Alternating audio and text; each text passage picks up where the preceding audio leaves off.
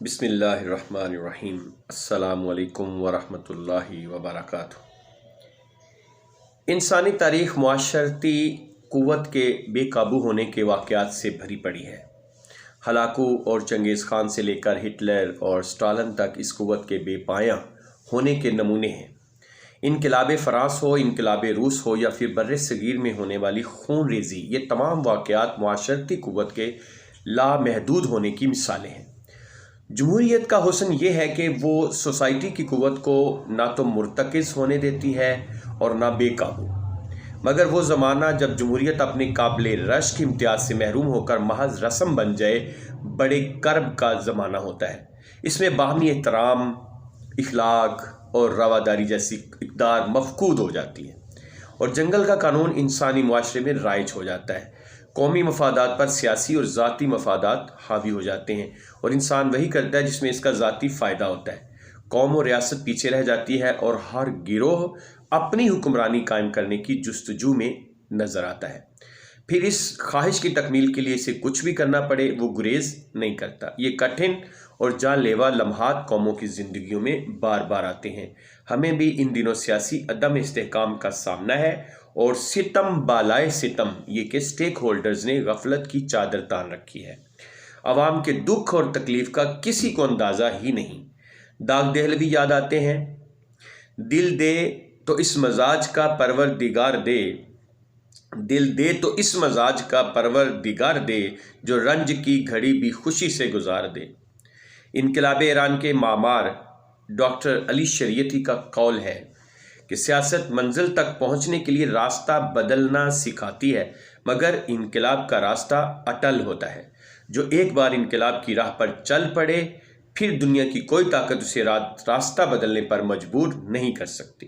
سابق وزیر اعظم عمران خان ڈاکٹر علی شریعتی کے بہت بڑے معترف ہیں۔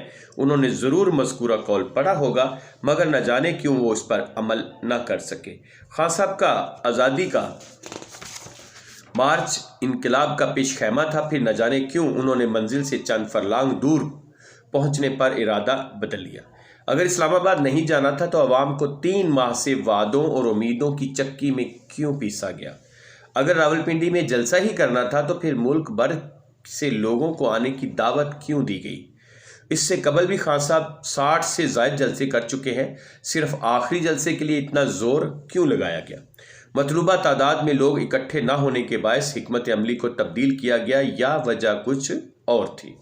لانگ مارچ کے اختتام پر پی ٹی آئی کے ورکرز میں مایوسی ضرور پھیلی ہوگی، کیونکہ انہیں لگتا تھا کہ عمران خان اسلام آباد کی جانب قدم بڑھائیں گے تو وفاقی حکومت رخصت ہو جائے گی، مگر ان کی خواہشات پر اوس پڑ گئی۔ حیدر علی آتش کا شعر ملاحظہ فرمائیں، بڑا شور سنتے تھے پہلو میں دل کا، جو چیرا تو ایک قطرہ خون نہ نکلا۔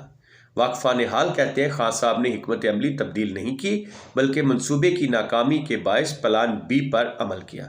ان کا لانگ مارچ نئے انتخابات سے زیادہ اہم تعیناتی کے لیے تھا، مگر ان کی مراد پوری نہ ہو سکی۔ جو ہوا آئین و قانون کی منشا کے مطابق ہوا۔ لانگ مارچ کے ذریعے حکومت گرانے کا اختیار پہلے کسی کے پاس تھا نہ آئندہ ہوگا۔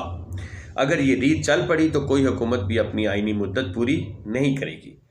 پاکستان میں پریشر گروپس کی کمی نہیں ہے۔ بہت سی سیاسی اور غیر سیاسی جماعتیں ہیں جن کے لیے لوگ اکٹھے کرنا کوئی مسئلہ نہیں ہے۔ سعد شکر کے خان صاحب کو بھی معاملے کی نزاکت کا احساس ہو گیا اور انہوں نے اسلام آباد کا گھیراؤ کرنے کے ارادے پر یو ٹرن لے لیا۔ اس سے قبل بھی خان صاحب درجنوں یو ٹرنز لے چکے، مگر یہ ایسا یو ٹرن ہے جو قابل تعریف بھی ہے اور قابل تقلید بھی۔ کہنے والے کہتے ہیں کہ ان کے پاس اس کے سوا کچھ چارہ نہیں تھا، وہ جیسے جیسے آگے بڑھ رہے تھے ویسے ویسے بند گلی ان کا استقبال کر رہی تھی۔ اب راستہ صرف واپسی کا تھا۔ انہوں نے جلسے سے خطاب کرتے ہوئے صوبائی اسمبلیوں سے مستعفی ہونے کا ارادہ ظاہر کیا اور لانگ مارچ ختم کر دیا۔ خان صاحب نے یہ ارادہ غیر مشروط طور پر نہیں بلکہ مشاورت سے مشروط کیا ہے۔ ہو سکتا ہے کہ پارلیمانی پارٹی کے اجلاس میں خان صاحب کے ارادے کو مطلوبہ حمایت نہ مل سکے۔ یہ بھی ممکن ہے کہ محمود خان اور چودھری پرویز الہی دونوں وزرائے اعلیٰ مل کر خان صاحب کو اسمبلیاں نہ توڑنے پر قائل کر لیں۔ قانونی بندشوں سے قطع نظر میرے نزدیک پنجاب اور خیبر پختونخوا کی اسمبلیاں توڑنا موجودہ حالات میں مناسب فیصلہ نہیں، वफाकी हुकूमत के होते हुए दोनों सूबों में इलेक्शन का मतलब है कि आप प्लेट में रख कर हुकूमत अपने मुखालफिन को दे दें, और अगर आप जीत गए तो भी नया क्या होगा, पहले भी दोनों हुकूमतें आप ही के पास हैं। इस वक्त तो इमरान खान का मकसद वफाकी हुकूमत का हसूल है, और ये मकसद सूबाई असम्बलियाँ तोड़ने से हासिल नहीं हो सकता। इसमें क्या शुबा है कि इमरान खान इस वक्त मकबूलियत के बामे उरूज पर हैं। उनकी जमात इलेक्शन जीतने की पोजीशन में भी है, मगर दिक्कत यह है कि आइनी तौर पर जनरल इलेक्शन अभी 10 माह दूर है। उस वक्त सूरत हाल क्या होगी, इस बारे में क्या सराई मुश्किल अम्र है। मुमकिन है कि तब तक मियां नवाज शरीफ वापस आकर इलेक्शन लड़ने के लिए अहल हो चुके हों, और इस वक्त इमरान खान के खिलाफ केसेस की पोजीशन क्या होगी। अगर इन्हें किसी केस में सजा सुना दी गई तो फिर सियासी हालात क्या कहानी बयान करेंगे। तब तक वफाकी हुकूमत महंगाई के बायस मजीद गैर मकबूल हो चुकी होगी या मईशत मुस्तहकम हो रही होगी, ये भी एक बड़ा सवाल है। अगले साल तक सूरत हाल जो भी हो, खान साहब को इंतज़ार करना चाहिए। मुल्क को सियासी इस्तेहकाम की ज़रूरत है, वरना मईशत किसी तौर ठीक नहीं होगी। इस वक्त मुआशी बदहाली जिस नहज पर पहुंच चुकी है, अगर इसमें इजाफा हुआ तो इलेक्शन जीतने के बाद भी इमरान खान के लिए हुकूमत चलाना मुमकिन नहीं होगा। खुदारा मुल्क पर रहम खाएं, मुल्क पर डिफ़ाल्ट का ख़तरा मंडला रहा है। ज़र मुबादला के ज़खायर और रुपये की कदर मुसलसल गिरावट का शिकार है। पेट्रोल और डीजल माशी सकत से बाहर है और गैस नायाब। महंगाई और बेरोज़गारी की शरह मुसलसल बढ़ रही है। कारोबार तनज़ली की जानब गामजन है। सियासत, इक़्तिदार और हुक्मरानी मुआशी इस्तेहकाम के साथ जुड़े हुए हैं। अगर हमने दानिश, फ़हम और सियासी बसीरत का मुज़ाहरा ना किया तो आइंदा नस्लें हमें कभी भी मुआफ़ नहीं करेंगी। क्या PTI को एहसास नहीं कि मुल्क की मईशत ज़िमनी इंतखाबात का बोझ नहीं उठा सकती। इलेक्शन कमीशन ने वाज़े कर दिया है कि सूबाई असम्बलियाँ तहलील होने पर सूबाई असम्बलियों के हलकों में इलेक्शन होंगे।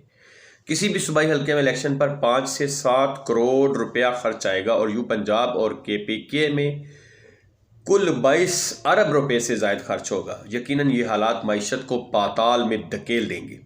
अगर खान साहब इलेक्शन के लिए संजीदा हैं तो सूबाई असम्बलियों से इस्तीफ़े देने की बजाय वफाक के साथ बैठ कर मुज़ाकरात करें। बावसूख ज़राए से इतलाआत मिली हैं कि वफाकी हुकूमत मई में इलेक्शन करवाने पर गौर कर रही है। हुकूमती इत्तेहाद को ये भी डर है कि गर्मियों में वो बिजली की लोड शेडिंग पर काबू ना पा सकेगी तो फिर क्या होगा।